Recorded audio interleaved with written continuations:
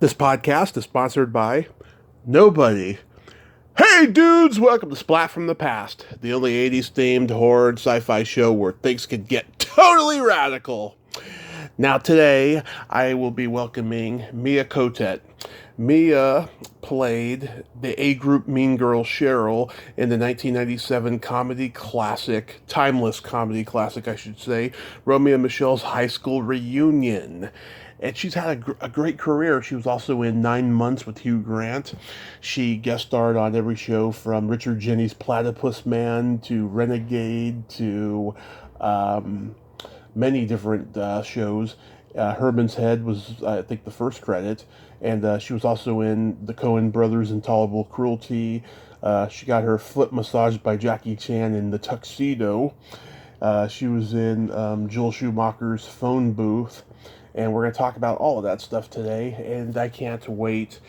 She's in real estate now, like so many actors do after a while. It's going to be a great conversation, and as the world gets crazier and as time goes by, stay hopeful, stay optimistic. It's no use in being cynical. Play your favorite Milli Vanilli song, but don't sing along with it. Lip sync. They would want it that way. So yeah, here is my interview with Mia Cottet.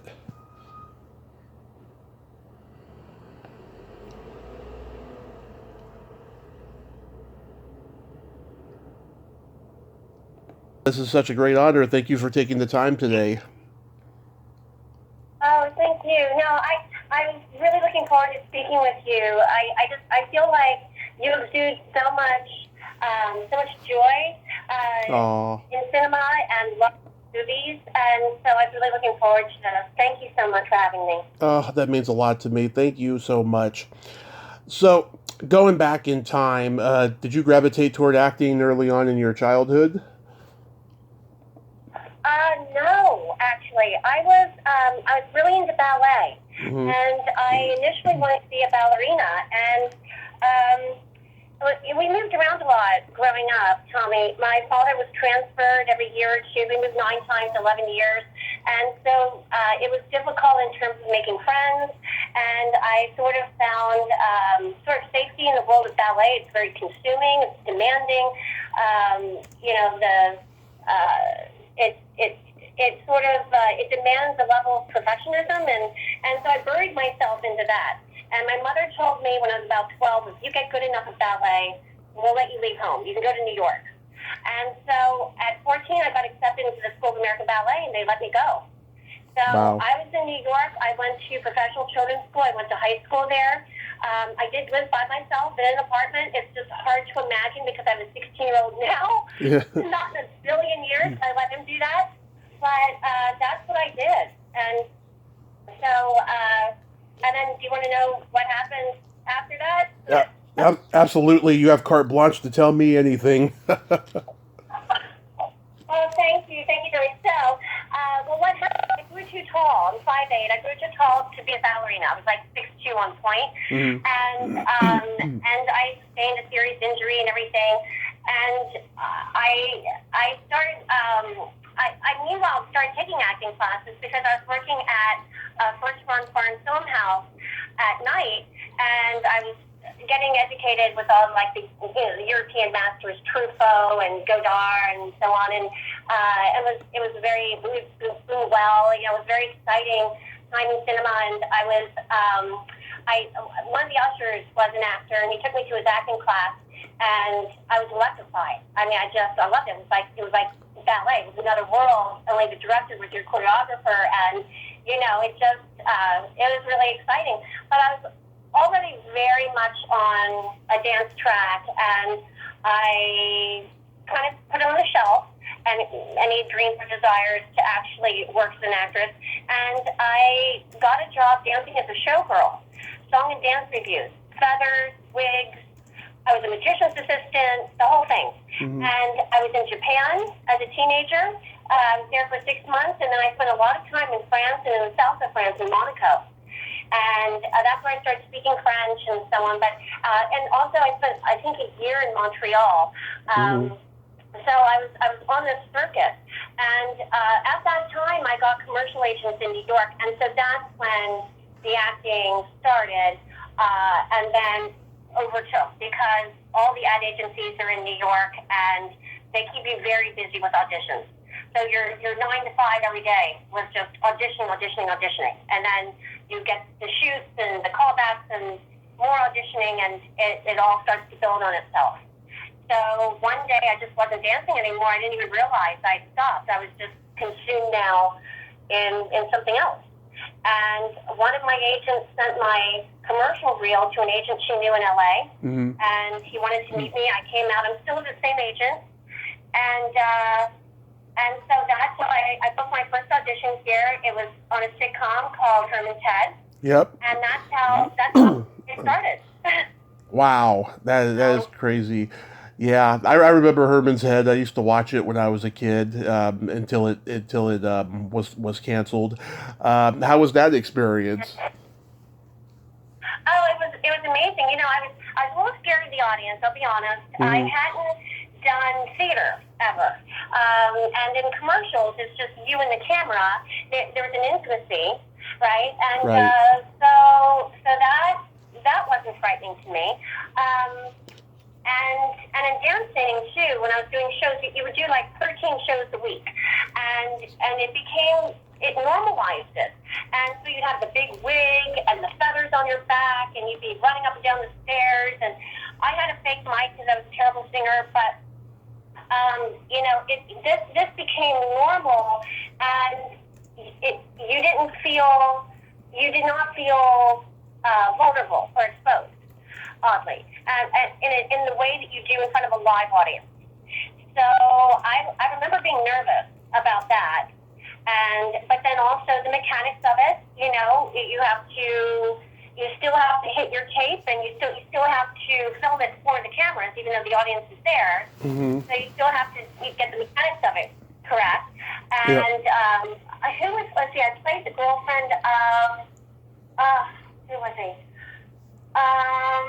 Not William Ransdale, Hank Azaria. Hank Azaria, yeah. Hank Azaria, yes. So that was an early show for all those guys. It was, I think it was pretty early in their careers, too, as well. Right. And then you had a recurring role in a short-lived series called Tequila and Bonetti, which for some reason I don't remember, but it's obviously a cash cow for Turner and Hooch and K9 and all those. Yeah, what was that experience like? Was the dog well behaved? The dog was well behaved. So what they have to do, Tommy, get the dog, though, to respond when he's supposed to respond. The trainer has to be just off camera, little treats, and talking to the dog. So you have to ask with the other actor in the scene, if you're not hearing a trainer also talking to the dog, and you just have to carry on, as if nothing else is happening. And so it was a little bit like, patting your head and rubbing your stomach. It was, and then there was also love looping that had to happen, because sometimes if they just couldn't get it clean enough, with the voices overlapping, you had to go back in the studio later and loop your lines in. So that had I got a lot of practice doing that, actually, and that has come up, in other films too, especially where there's special effects and things like this. You often have to go in and add some screams or whatever is involved, or lines, like a car goes by and. Like, otherwise, everybody likes the take, but a car goes by and the motor, was loud and knocked out some of the dialogue. These things happen. So Tequila and Bonetti set me up for that. Yeah. For that skill. And I love Mariska Hargitay, so I just have to make a shout out to Mariska Hargitay.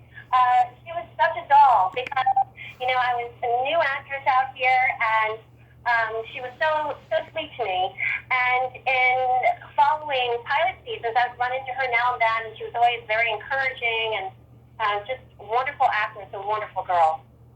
Oh, that's great. And then you guest starred on Renegade. My friend Kathleen Kimmott was still on it then. How was that experience? Oh, yeah. Oh, that was fun. Renegade. I think I think I was a bride. Wait a Yeah. second. I hadn't thought about Renegade in a while. I was a bride who got left at the altar or something, and it was. Now I remember it. I drove my own car down to the set. It was shot in San Diego, Mm-hmm. and I drove. I had this '75 Oldsmobile Delta 88, Mm-hmm. and it made it. I mean, I got down there. But that was, yes, I mean, that was a lot of fun too. I mean, episodic TV, you know, it shoots fast. It moves along. So every day is very different. Unlike the film business, you know, where you can sit in your robe all day and nothing might happen. Yeah. Yeah, just to be in the trailer, you know, for most of the time watching TV and then waiting for your shot to come. Yes, You did exactly. yeah. You did 2 episodes of Richard Jeni's Platypus Man. What was he like? Oh, he was funny. Yeah. He was a very funny guy, and I think we had the same acting coach, if I remember correctly, too, Alana Chubbuck. We were both working with the same acting teacher. It's very classy, very kind, funny, but kept to himself.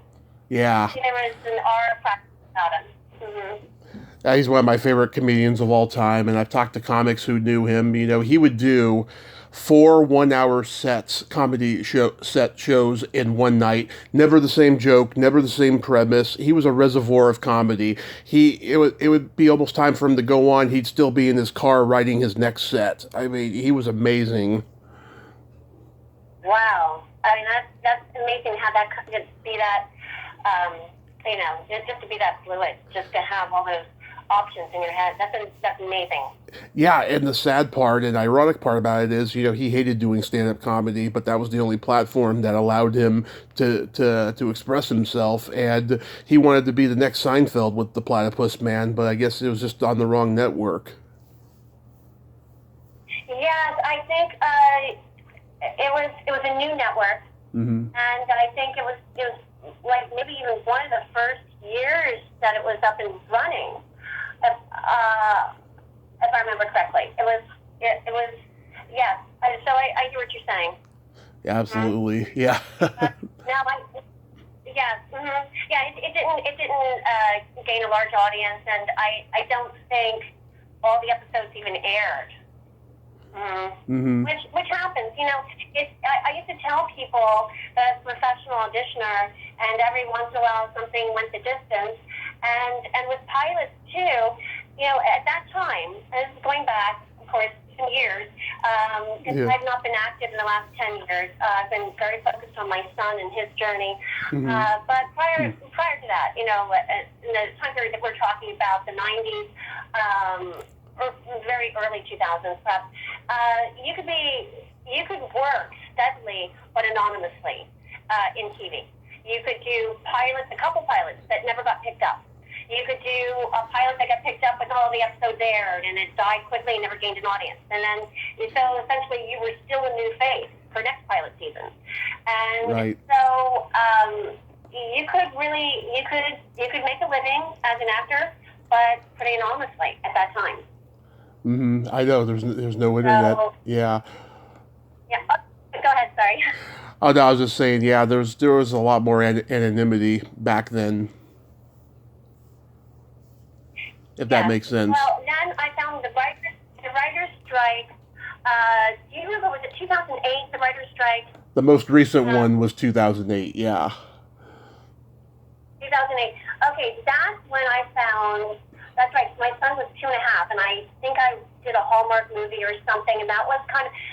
And at that point, it was written, so we could do it, but they couldn't change anything. And there were reps coming around to sort of check, you know, to see what was happening.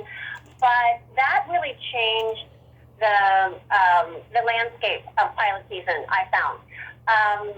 You know, after that, it seemed that there were far fewer that were made. Mm-hmm. They just weren't as plentiful, you know?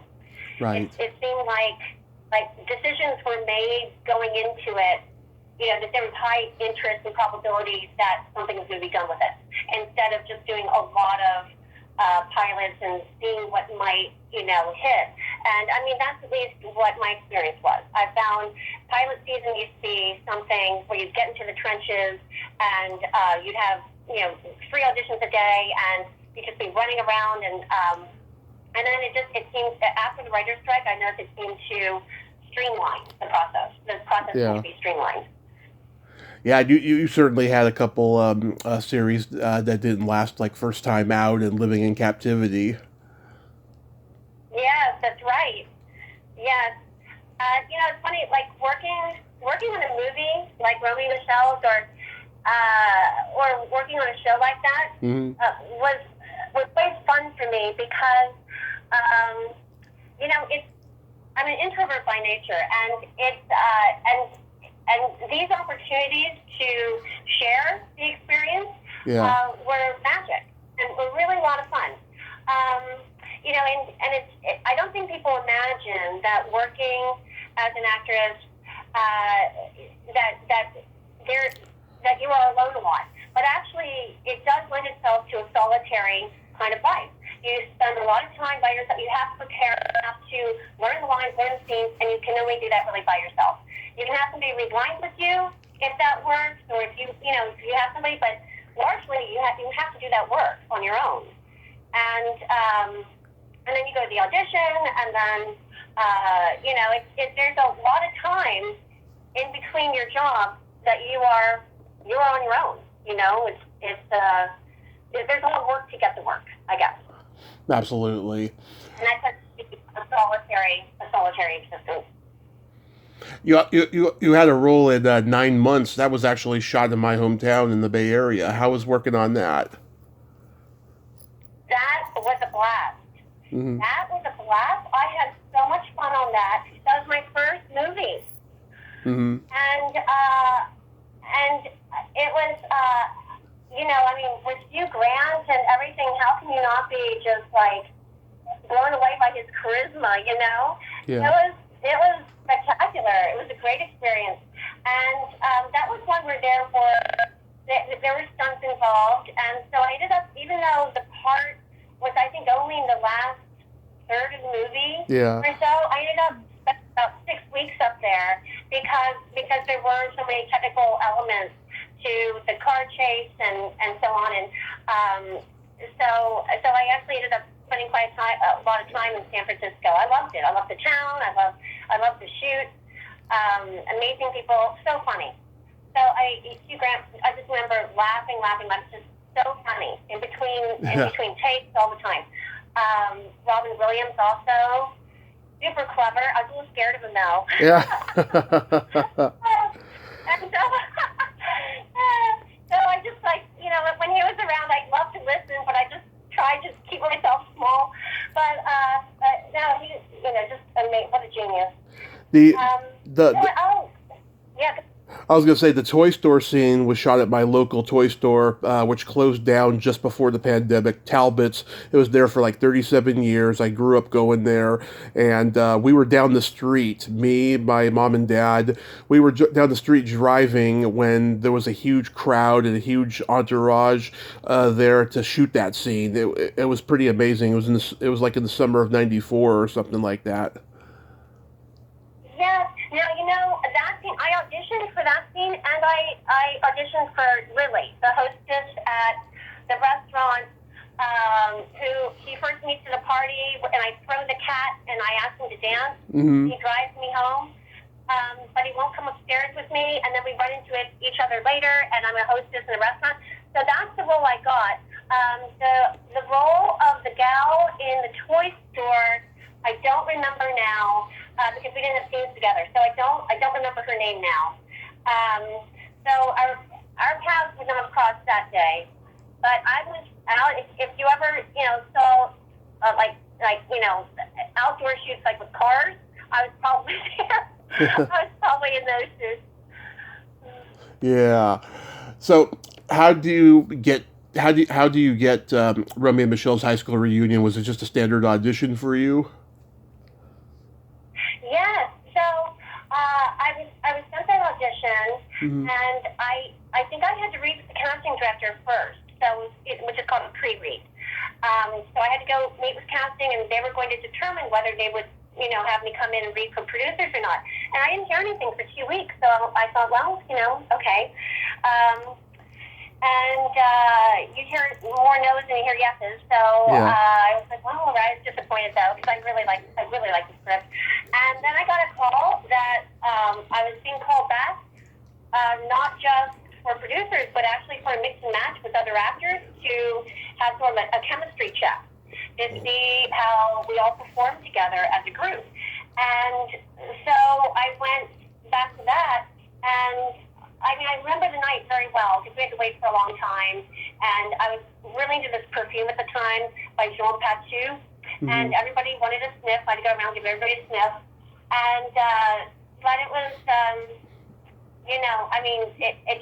it was a great night. And you can't count on anything. You just don't know what's going to happen. But there were just good feelings all around, and it was the next morning that I heard that they were calling to, put a deal together to make an offer. And I was over the moon. I was surprised, even though it was the callback, I remember being fun and elated at the energy of the other girls and everything. I still was surprised and amazed and excited.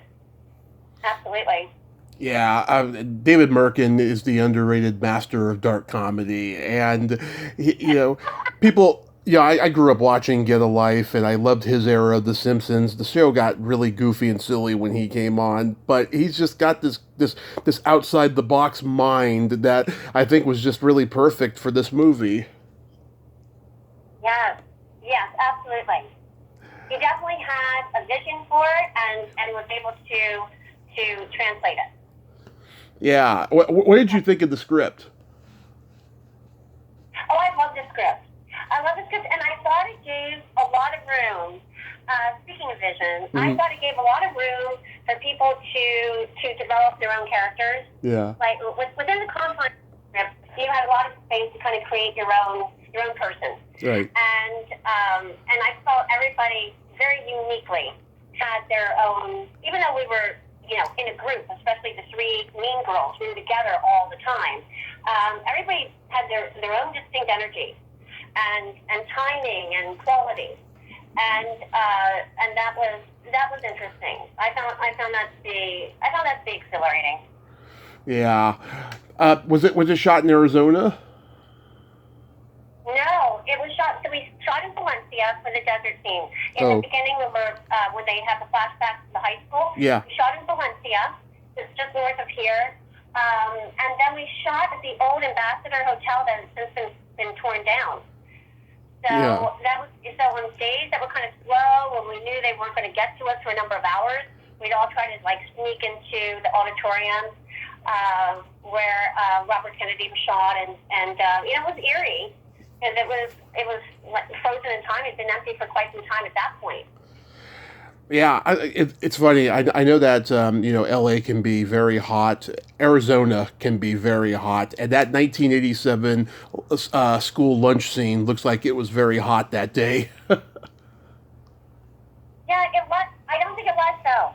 I think we were shooting it. I think it was March, and it wasn't too bad. And that's why, my hair, because they used a can of hairspray in my hair every day. Yeah. It was able to stay. Had it been really hot, it would have melted. I actually liked your hair in the movie. It's got that 80s blondie lion's mane look to it. But not quite, but almost. Yeah. No, now my hair is cut like my son. Basically, it started when he was 8. We went to Barcelona for the summer, and he spoke Spanish as a baby, and he just pulled off and refused. He was tired. He wasn't going to speak Spanish anymore, and we went for a haircut. So I just pointed to his head and mine. I was like, just do it. And I've never grown it out again. I just once I got a taste of the low maintenance, super short, haircut. Yeah. I never went back to every day like that in a can of hairspray. That definitely that was that movie, and I think after a bit I still had that hair, Actually, much after, yeah, because this wasn't, he was 8 already when we got our hair cut. So, yeah, no, I had that hair. I tortured myself with that hair for quite some time. Yeah. I had just entered high school when the movie came out on VHS, and I'd always loved the '80s, so I fell in love with the movie right away. When the movie came out, I mean, it broke even, but it didn't go through the roof. Why do you think that is? You know, Tommy, I never really expected it to do much. I know it opened second, Mm-hmm. and absolutely correct in terms of box office numbers. It just kind of, paid for itself. But and the last thing on earth I expected was for it to have enduring popularity, and it seems to have picked up steam over the years, and it's. There's a real sweetness to that. I can't explain it except that I think that, high school for all of us, the good, the bad, and the ugly, it's an experience we don't forget, Yeah. and that kind of helps shape what happens next and what happens next. And I think, it speaks to that. You have so many different, prototypes represented and personalities represented, and I think the themes of friendship too. There's just a sweetness to it. Yeah. All around, and I noticed that over the years, as disasters have happened in our lives. Mm-hmm. I remember 9/11, for example, and TV was overtaken with the coverage, of course, and we needed to know what was happening, and flights were grounded, and so on. Mm-hmm. I remember that week. 9 months was aired, and Yeah. I think not too long after that, Romy and Michelle's high school reunion was aired, and it struck me that they were very easily digestible pieces of family entertainment with kinder themes, and lessons to be gleaned, and so perhaps this is why too there's been an enduring interest and popularity. Yeah, I remember before I went to my 10-year reunion, I watched it just to get into the mode, before I left. I mean, it's such a great movie. I don't think it gets the credit that it deserves. But I think that you and the other girls really embodied an A group of mean girls because I'll tell you, there was a group of mean girls that made fun of me in elementary and middle school, and thank God they didn't go to the same high school as me.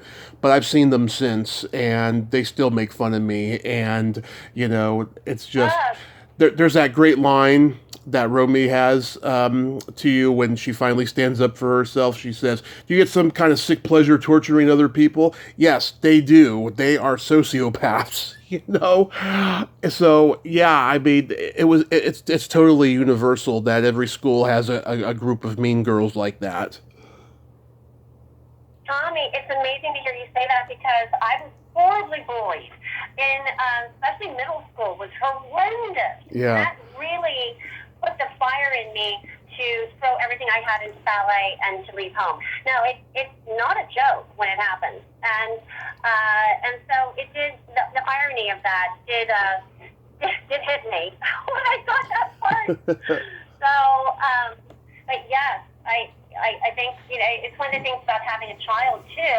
I would have had another child, but it just breaks your heart so much. Kids are so mean to each other. Yeah. When they grow out of it, it's awful.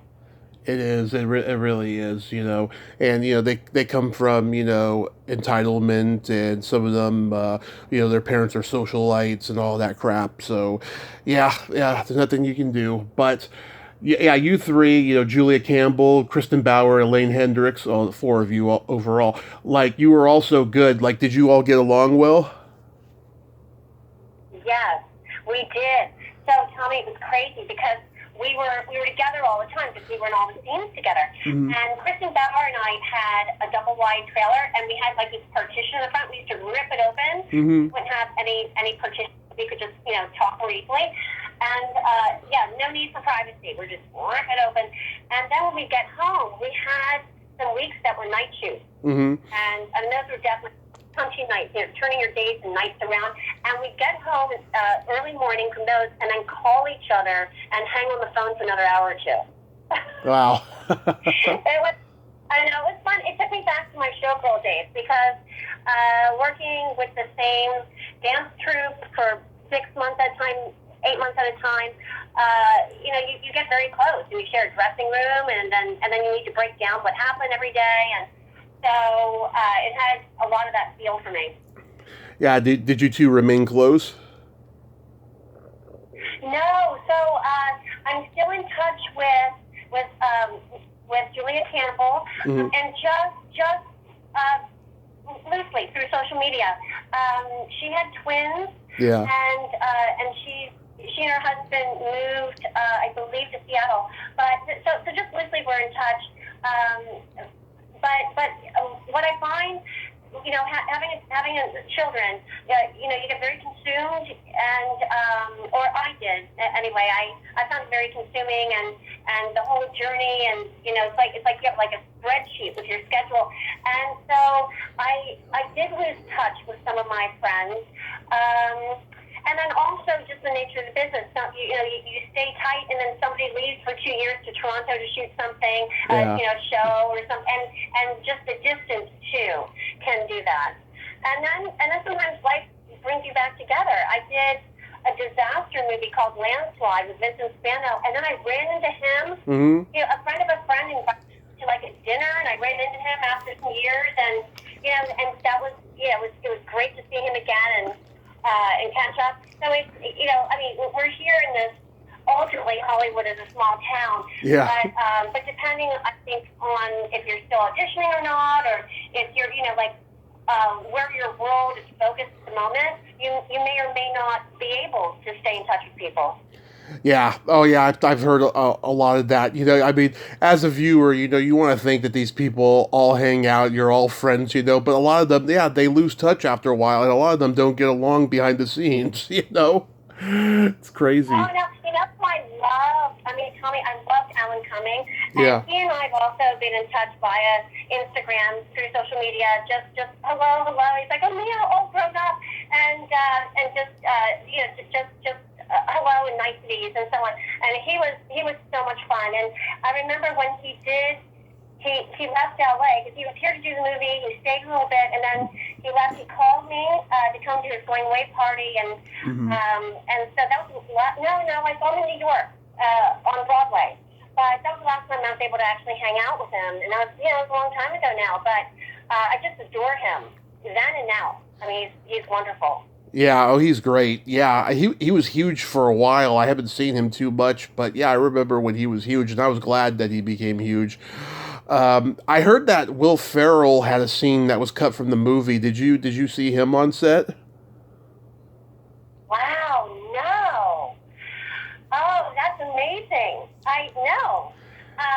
But that's something I'm going to fish around and try to find out now.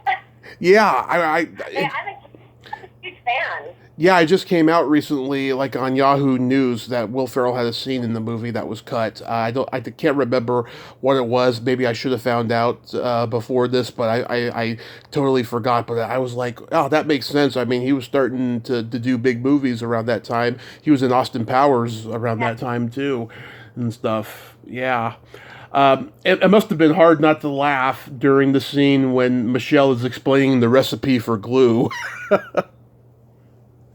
Oh, I was the worst. I laughed all the time, and I felt guilty sometimes when I get home. I was like, oh, I hope I didn't mess it up for anyone. But I would catch the giggles so badly, and some girls are better at not catching it from me. I mean, they were all better than I was. I was always laughing. Yeah. And then somebody told me. So then, Tommy, somebody told me that Sir Laurence Olivier was an easy laugh, and I felt better about it. But oh yeah. And So then I thought, oh, okay, I'm in good company. I'm an easy laugh. So Sir Laurence Olivier. There was a show. Speaking of easy laughs, so Romy Michelle, I remember I used to break down all the time. But also, I was recurring on a show when I first came to LA called The Raven, and that's shot in Hawaii. Mm-hmm. And in one of the episodes, I had to have amnesia. Uh-huh. And that, I could not, I could not keep it together. I would laugh. I just thought I was going to faint. Because I just couldn't confirm or deny anything. That was so much fun. Wow, that's cool. Yeah. Fun for me. I don't know. It was torture for the director, but it was fun for me. Yeah. In the movie, when you correct her, she says, why are you laughing at us? We're not the ones who got fat. We're pregnant, you half-wit. And she says, I hope your kids have monkeys. In the trailer version, she says, okay, we're not the ones who got fat. I actually prefer that line better than the monkeys one. Oh, yes. No. I mean, that goes right to the heart of a woman. I mean, and, it's a great line. Yeah. Did you all wear pads under those dresses when you were playing pregnant? Yes, and then there was this. So what they did is they made these padded bodysuits. They were super unglamorous. Underneath the dress, it was so unglamorous what was going on. And so we had to squeeze them on the support her, and then you had this bodysuit with the stomach filled in. Mm-hmm. And yeah. And then we got sort of a preview of what it was going to be like for us if we had children. So. Did the padding have a belly button? Oh my gosh, that's such a good question. No, it did not. Yeah, because right. That was. Yeah. Yeah, because Julia Campbell, she had a fat belly shown when the helicopter blows her dress over her head. Right, and then, and so I'm trying to remember now. I wonder if she had a belly. They must have had to put something on hers, but I don't remember mine having a belly button. Oh, she did, yeah, because they had to make it look like an actual pregnant belly. Okay, yeah. No, mine didn't have one, though.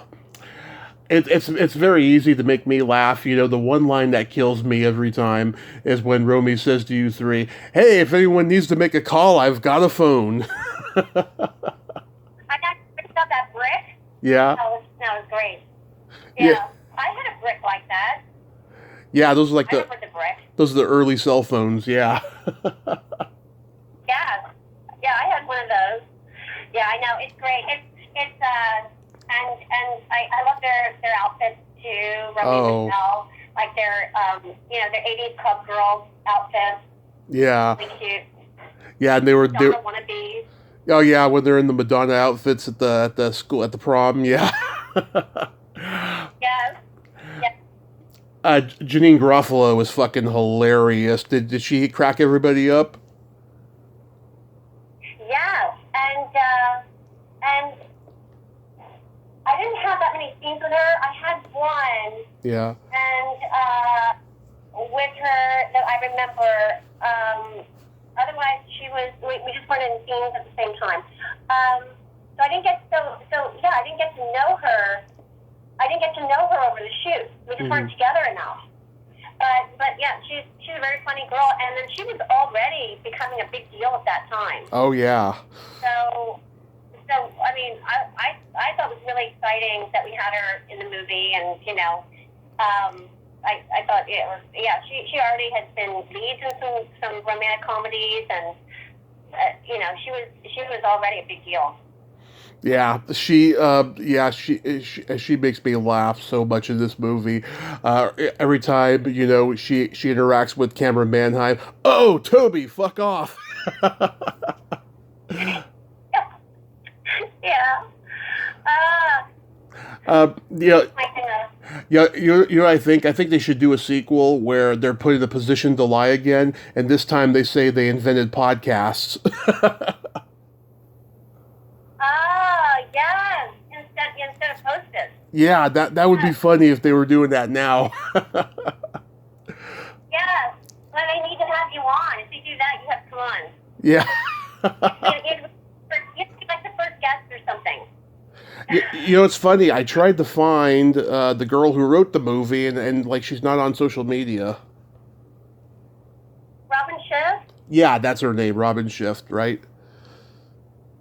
Yes, I want to say that I saw something recently. I'm going to make a note here, and then I can send you a message. I want to say that I saw something not too long ago that credited to her, and I'm not remembering now what it is. My streaming viewing has been heavily documentary lately, but I have seen some other things, and I thought I saw her name pop up. Interesting. But yeah, she a great comedy writer. She's brilliant. I mean, that should be a play, that movie. Yeah, I think Romy Michelle should be a play. Did you say? Yeah. I think it was made into a musical, and the desire was to have it go to Broadway, and they tried it out of town, and it didn't make it. Oh. But I remember something about this. This is quite a while ago now, but I remember reading something about it, and it just, did not ultimately make it to Broadway. But there is some musical version of it out there. Nice. I hope it comes back, because that would be great. You had a role in Phone Booth. How was doing that movie? That movie, well, I just sit on the toilet for that, and I was one of the. I had to be like a celebrity client of Colin Farrell's publicist character. And so when he's calling his various clients, he catches me and I'm on the toilet, which is that's what my scene was. And that day, he was released. He's been working already a long day. They had me come in at the end. They said we had to release Colin. So the script supervisor is going to read the lines to you off camera, and you're just going to be like on the phone and answer them. But just know that that's actually, your publicist. That's Colin there. Yeah. And I was like, oh, okay. So something like this happens. It's make-believe, right? Yeah. So that's the way I shot the scene. And then I actually met Colin in person 2 years later. I was doing the Tuxedo in Toronto, and he was there doing that movie with Tom Cruise. What was that movie? It'll come to me. But he was doing. We were both there at the same time shooting different movies. Vanilla Sky, maybe? Then. Was it maybe Vanilla Sky? No, not Vanilla Sky. It was an action film. It'll come to me later. Was it Collateral, or maybe? Or Minority Report? Minority Report, yeah. Okay. Minority. Mm-hmm. And so I got to hang out with him at that time, and it was fun. And he was, I told him what it was like. I had the opportunity to tell him what it was like shoot the scene with him, but not with him. But he had a lot of adventures of his own. He'd be great for you to interview too, Tommy. He has lots of stories. Nice. Yeah, I'll definitely consider it. Yeah, Larry Cohen wrote Phone Booth. I met him at one of his last horror conventions before he passed. Guy was a bitter curmudgeon. You couldn't give him a compliment. I thought he was just one of the masters of horror, and he was just telling me to shut up, and he was shrugging off every compliment. And his girlfriend, who he had cast in a lot of movies back in the 80s, was like, "Come on, Larry, be nice. He loves you." I just been, this business can be a beatdown, and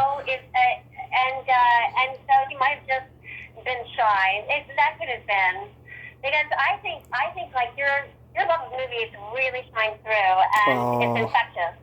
So, he was, I don't know, maybe he was embarrassed.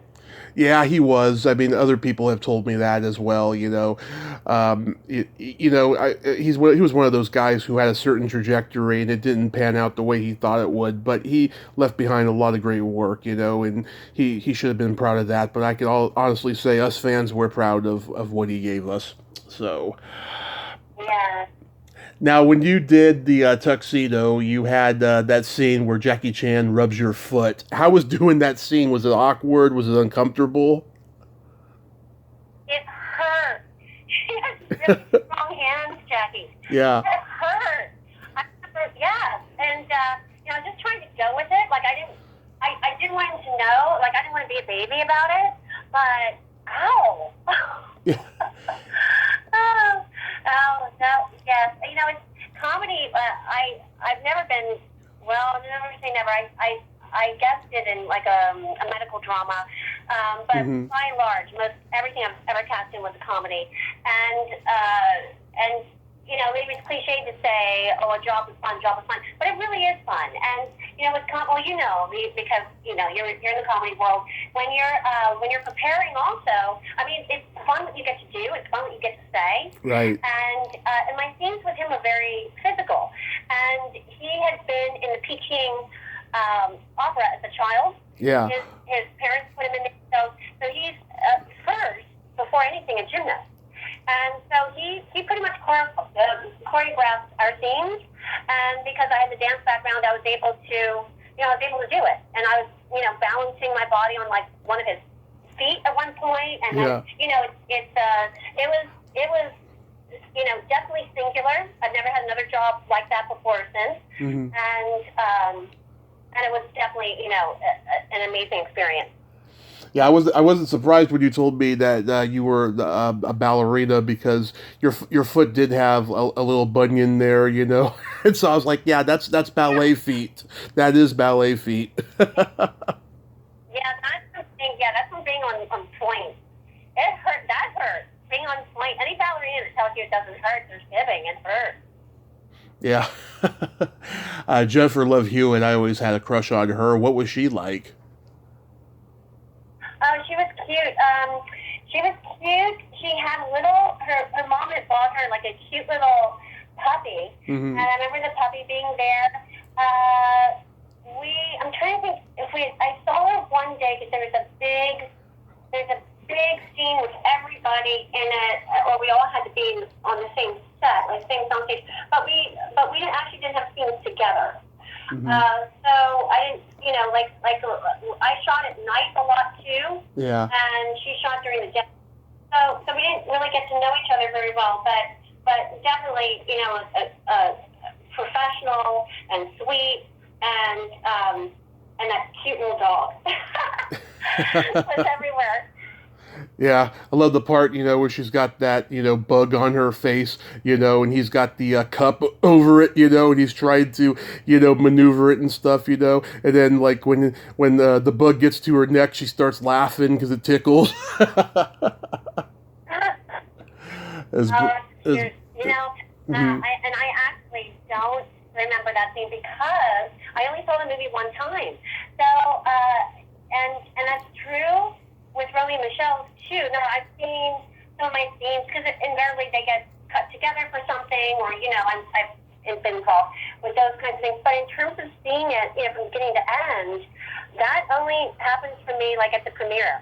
Yeah. And after that, the memories are amazing, and occasionally somebody will ask me about a given job, but like emotionally, like I find after it's done, and I don't know if you feel the same way in comedy, but like once it's done, like it's now a couple months have passed, and emotionally you're in a different place. Oh. And there's a lot of feelings that come with the ending of a shoot, Mm-hmm. and sometimes you miss it, or you've grown attached to the role, to the people, to the schedule. You've become attached in some way. And now now your life's going to be different with another role and other people and and so I tended to just kind of move on in a way. But it was definitely like taking this walk down memory lane and share and hear your impressions and the scenes you remember. Mm-hmm. It's so much fun for me. Oh, yeah, no, I get that feeling doing this podcast. Like, for instance, today I'm going to reach out to somebody that I talked to 2 years ago. And at first I thought to myself, I enjoyed talking to her, but wasn't there something that happened that didn't go well? So I went back and listened because I do not like listening to my podcast once it's done. So I went back and listened to the whole thing. I was like, oh no, it went great. What was I so insecure about? And so that gives me enough fuel to reach out to her today.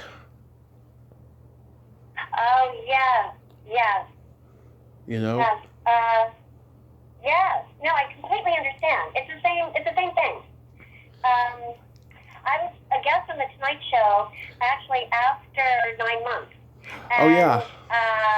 and it was an incredible experience. It's one of the things I like to remind myself that I did every once in a while. It's like, yeah, Mm-hmm. you know, that's it's again a singular experience, and there's nothing quite like it.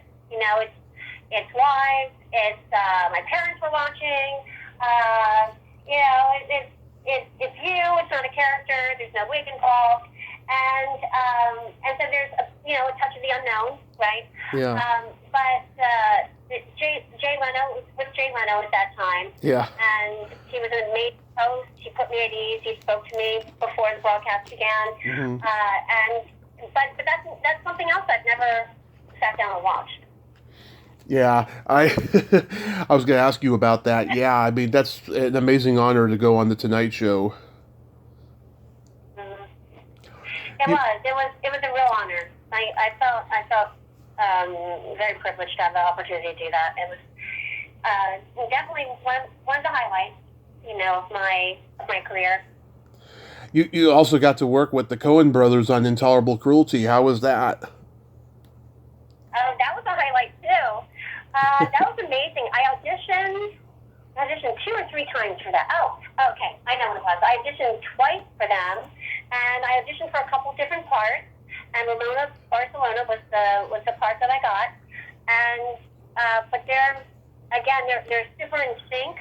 They work like flawlessly in tandem, and they're very nice men. And you can just tell they're loving every second of what they're doing. Mm-hmm. You know, like a beautiful temperament that sets the tone for the shoot. And it was a great experience. And I got to work with Catherine Zeta-Jones, and I just thought she was a goddess. Yeah. Oh, a gorgeous woman, very talented. Yeah, Yeah. Mm-hmm. that is so awesome. Yeah. And Did I you? got to tell her stuff. What happened? Oh, what happened? I didn't hear Sorry? that. What happened? I didn't hear Oh, that. okay. No. I just talked to her, and I got to tell her so. Oh, okay. I think she's someone that I just like after we did the scene, I was like, I'm a fan. I just had to share. And she was really cute about it. Oh, yeah. So I know that you do real estate now. So did you just leave acting altogether? Well, you know, what I feel in my heart, I'm always ready for a comeback, and Yeah.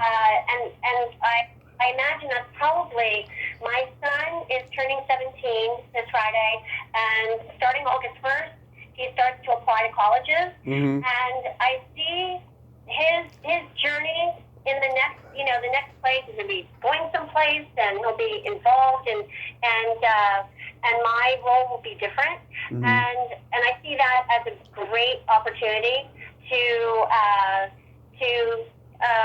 talk more seriously with my agent and see what may be out there. But I feel like it's been a lifetime of the arts and entertainment that I've been involved with, and still feels part of me. Mm-hmm. At the time, in terms of work, though, the fabric of my life is real estate, which I also really, really love. And for me, it embodies so many artistic elements that I enjoy. It's the visual art, from landscape architecture to interior design to architecture, history, and so on, and then also working with people one-on-one, working with people, and working with them on something so important and something important, financially important, emotionally. Yeah. It's very rewarding. And so I started out working on a high-profile team at Hilton Highlands, and then after working on the team and running around like crazy, Mm-hmm. I then joined Sotheby's International Realty here in Los Feliz, and that's been wonderful. The office is literally around the corner from where I live with my son, and and I'm able to. I do a lot of work in the desert also. So there are weeks I feel like I'm living out of my car. I'm like, oh wow, this is my audition days. And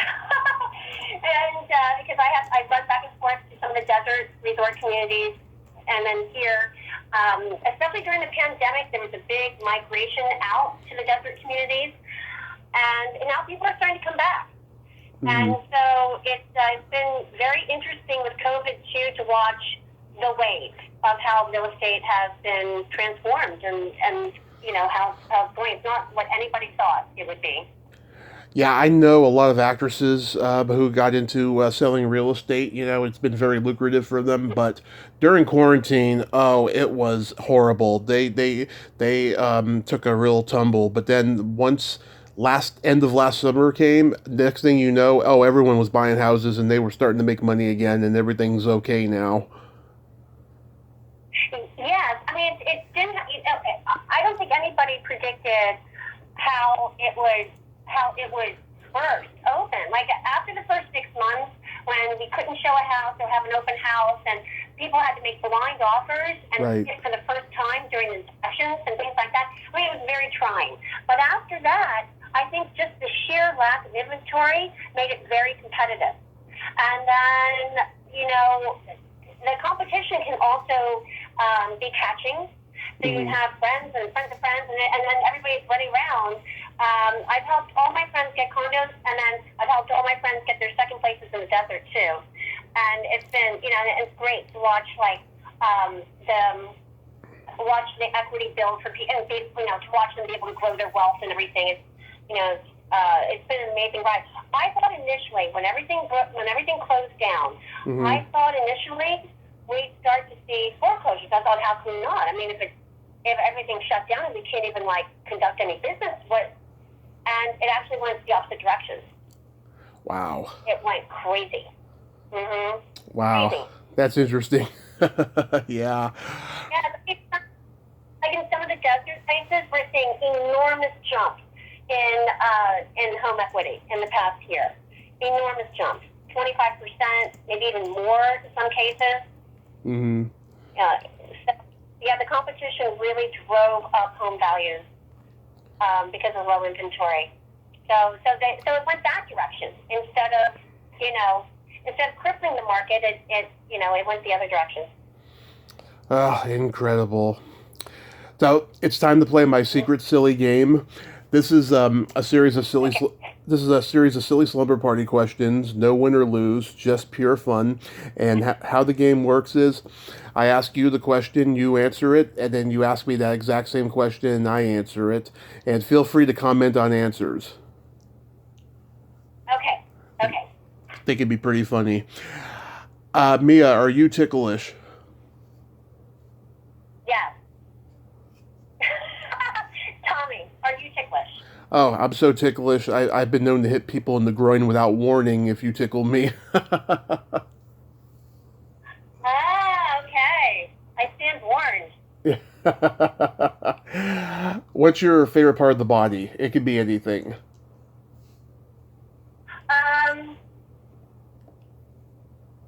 My scalp. Scalp. Wow, that's the first time I heard that one.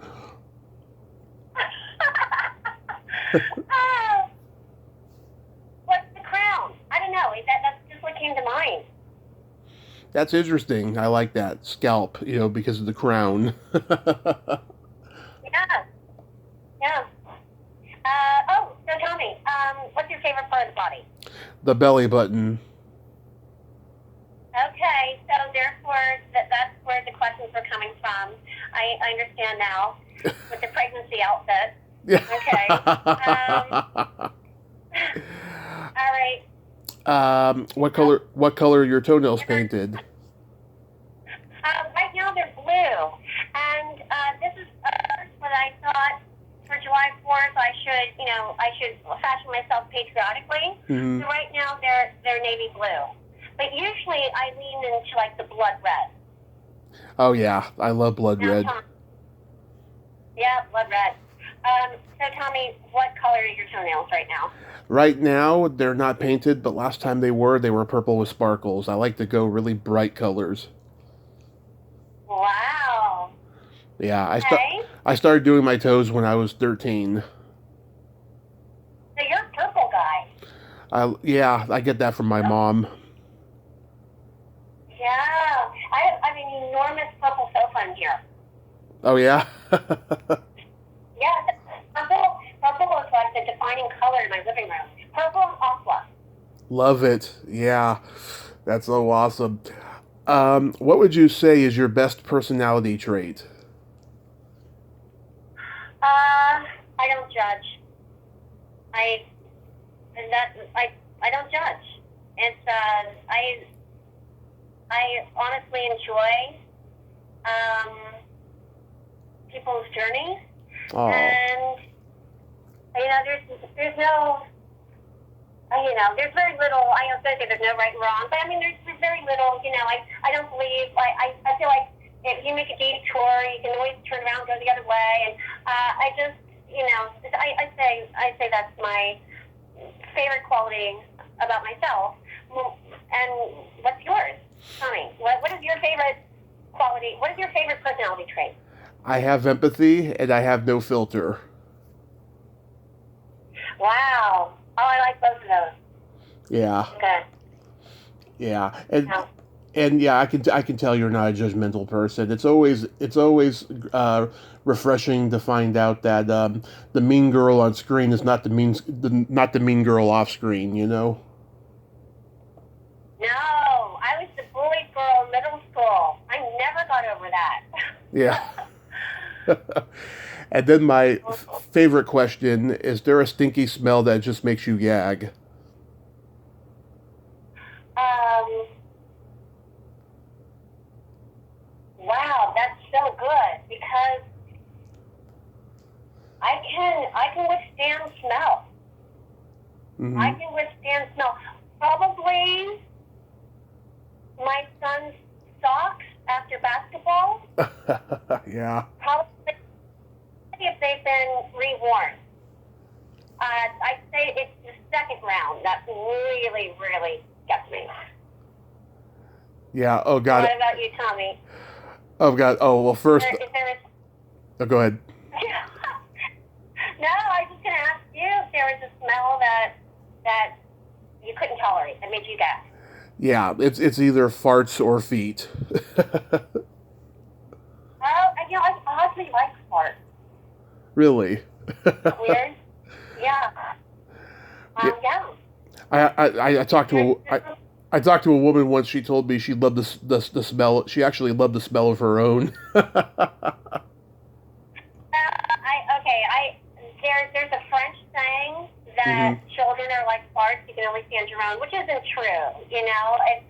I've done a ton of babysitting for my son's friends when they were younger and everything. So that's not true, but that is a French saying, and so most people I think can tolerate their own farts. But I find myself like when a fart comes into play, at first you're not quite sure if it is a fart, then you're wondering who made the fart, and it requires additional sniffing. So I can't say it's a smell that I run from, but I oddly will engage in. Yeah. But we might have deep with this right now. I don't know. Well, it's funny. I hung out with a girl in high school. She played basketball, and her feet would be really stinky after practice, right? But they were beautiful feet. She could have been a foot model, ironically. Oh, Yeah. about the feet to yourself. Yeah. And I've been trying to get her to come on the podcast, but she said this year she might. So, fingers crossed on that. Oh, Yeah. yeah, no, that would be. I mean, did you tell her she'd smell like me or no? Did you just keep it to yourself? I somewhat kept it to myself, but there was other people who agreed. She was a nurse. She was a nurse, ironically, at the hospital that I was in when I had my car accident, and she came to visit me and stuff. And Oh. she would give me shots and stuff.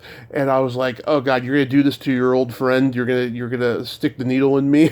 Oh, and she did, right? Like she had to. She had to. I know. I was just giving her a hard time because I hate needles, and yeah, she. I only saw her twice while I was in there during those 6 months that I was there, but yeah, that's an interesting friendship I have. Oh yeah, now that your paths like cross, and keep crossing, I think it'd be amazing to have her on the show. I hope she comes on. I hope so too. Yeah, especially now that she married her boyfriend since kindergarten, and they have kids now and stuff. So, Oh. Mm. and I have a joke for you. Okay. You can relate to this because you have a son.